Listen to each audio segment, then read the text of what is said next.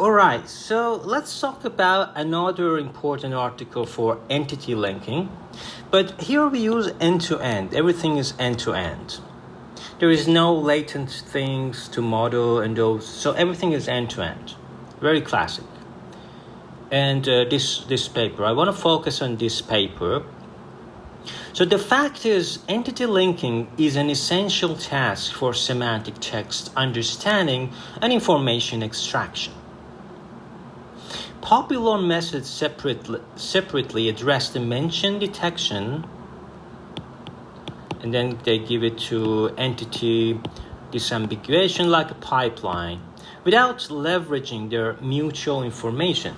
So this paradigm has some problem, because if you think like this, they use all information, then this is much better. So there is no pipeline here, just doing it jointly. So we here propose the first neural end-to-end, the first one, let me see, it's 2018. All right, we can say the first one. We here propose the first neural end-to-end entity linking system that jointly discovers and links entities in a text document. The main idea is to consider all possible spans as potential mentions. But here we have a challenge because, biomedical mentions could be huge, could be 5 tokens. And learn contextual similarity scores over their entity and candidates that are useful for both mention detection and entity disambiguation. Both of them we call it entity linking.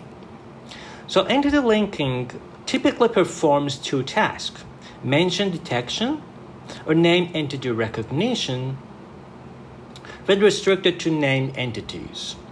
And second one is entity disambiguation, links these spans to their corresponding entities in a knowledge base.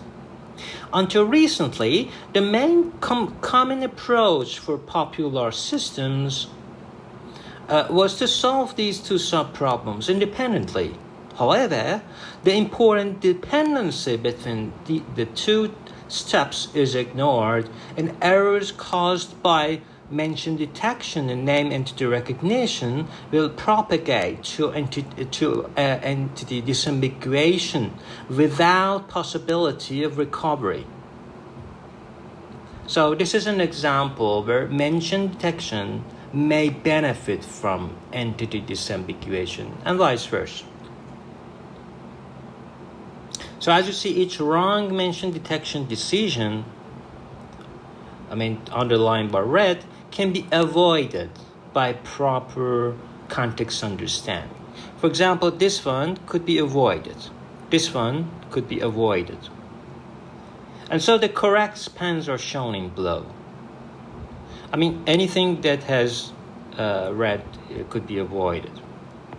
And so the contributions of their paper is that they address the end-to-end entity linking task using a simple model that conditions the linkable quality of a mention to the strongest context support of its best entity candidate.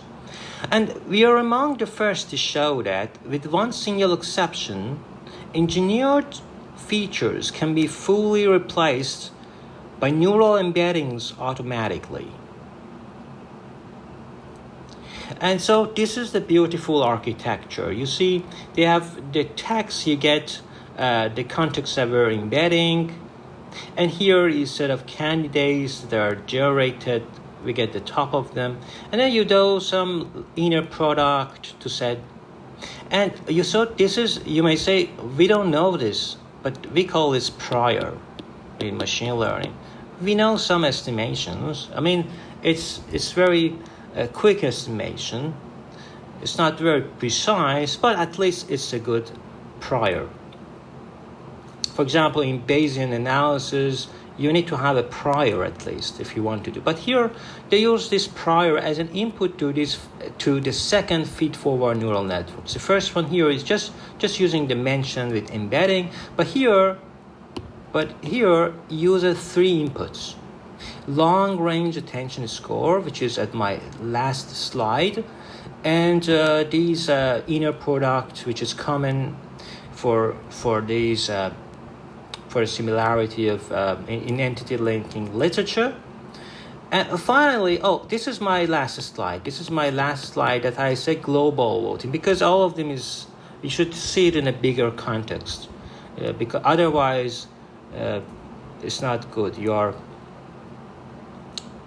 So the joint mention detection and entity disambiguation, we formally introduce the tasks of interest.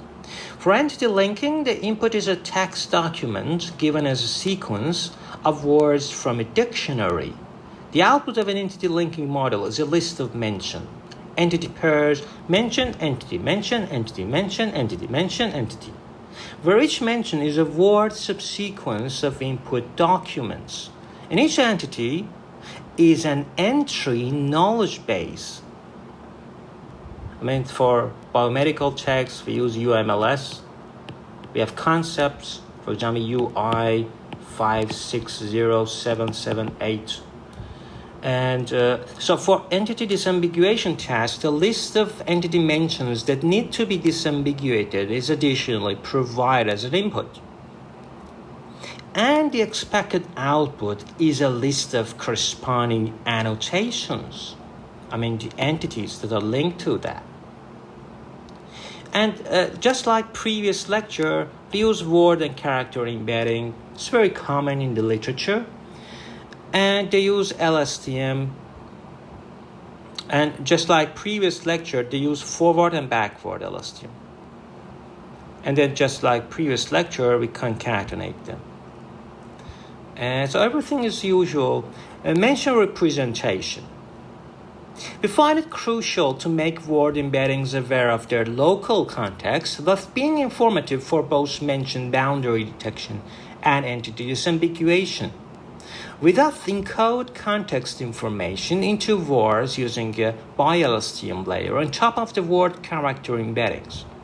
The hidden states of forward and backward LSTMs corresponding to each word are then concatenated onto context-aware word embeddings, whose sequence is denoted as S sub k. For each possible mention, we produce a fixed size representation.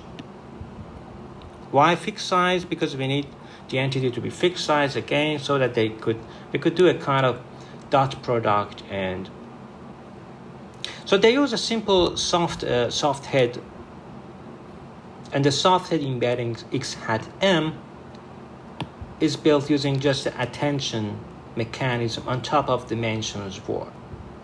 But it's interesting that they say in their paper that, however, they found that the soft head embeddings only marginally improve results, probably due to the fact that most mentions are at most 2 words long. I see. Because if it is longer, then it could be considerable, it could be significant. But now they realize this important fact. Very beautiful sentence.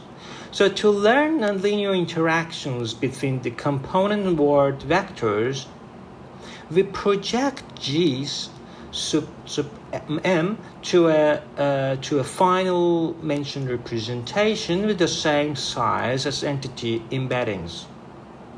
So just we use a shallow feed-forward neural networks once we get this G. And finally, they do entity embeddings. So they use fixed continuous representation, namely the pre-trained entity embeddings, due to their simplicity and compatibility with the pre-trained word vectors of, this is the word vectors of Mikolov for word embedding. So briefly, these vectors are computed for each entity in isolation using the following exponential model that approximates the empirical conditional word entity. What is the probability of word given this entity? And finally, candidate selection.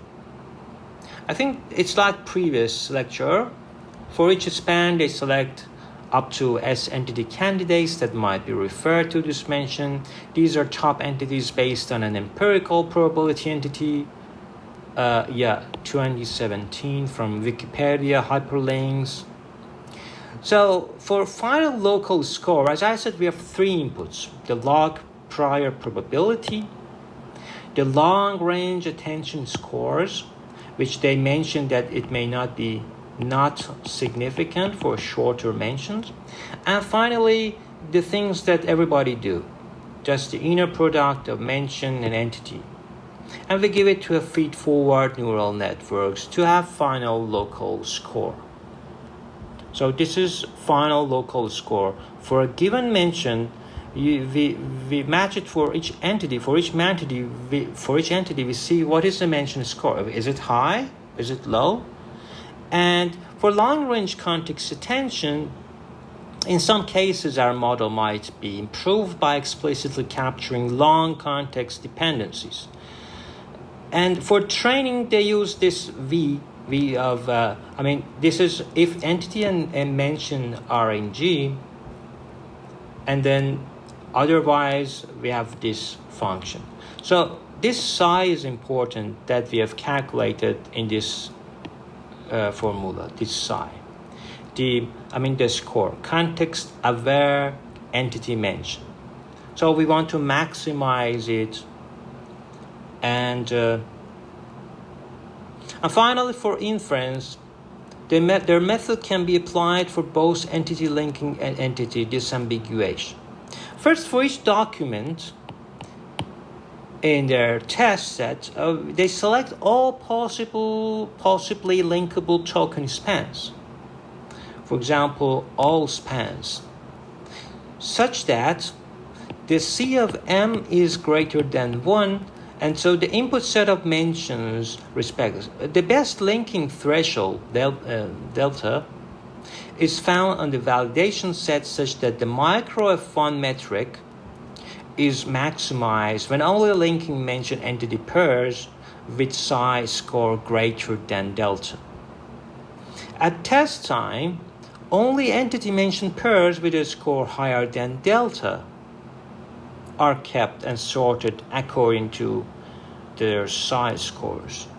The final annotations are gradally produced based on this set. And finally, the global disambiguation. So our current model is local, performs disambiguation of each candidate span independently, and to enhance it, we add an extra layer to our neural network that will promote coherence among linked and disambiguated entities inside the same document, the global disambiguation layer. So we first define the set of mention entity pairs that are allowed to participate in the global disambiguation voting, namely those that have a high score, higher than a threshold. So since we initially consider all possible spans, and for each spans up to S candidate entities, this filtering step is important to avoid both undesired noise and exponential complexity for the entity linking task, for which M is typically much bigger than for entity disambiguation. And finally, this global score is just a cosine similarity between this entity embedding and the normalized average. So this is a normalized average, this one. It's a normalized average of all voting entities embeddings. So here, this was the global. And finally, we get it to a feed-forward neural networks and the final global score. So this is the combined with the global score. As I said, here we want the final loss is now slightly modified. Especially, we enforce the linear separability in two places. In psi, E, and M, entity and mention, but also in phi of, because the locals, this is one of them for local, one of them is for global, and then you can sum that.